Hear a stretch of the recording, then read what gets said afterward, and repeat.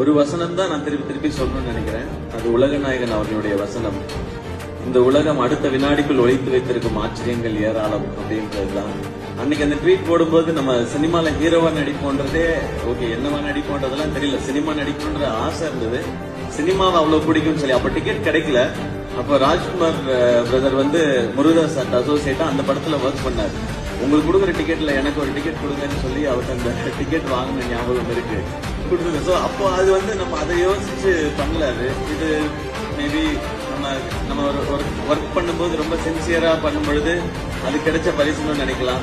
இல்ல ஒரு divine intervention, இல்ல நேச்சரோட இது ஒரு கிஃப்ட்னு நான் எடுத்துக்கிறேன் நான். பட் எதுவுமே வந்து ரொம்ப இங்க எடுத்துக்க வேணாம்னு நினைக்கிறேன். இங்க எடுத்துக்கிறேன் இது எல்லாத்தையும் இன்னும் கரெக்டா செய்யணும். ஏன்னா இப்ப அகைன் இந்த படம் முருகதாஸ் சாரோட படம் பண்ணும்போது அந்த படம்லாம் முக்கால்வாசி முடிஞ்ச பிறகுதான் அந்த கோட்ல அந்த சீன் நடிச்சது. ஸோ இது எதுவுமே பிளான் இல்லை, அது மாதிரி நடக்குது. அது கிடைக்கிறத சிறப்பா செய்யணும், அது மட்டும் தான் மைண்ட்ல.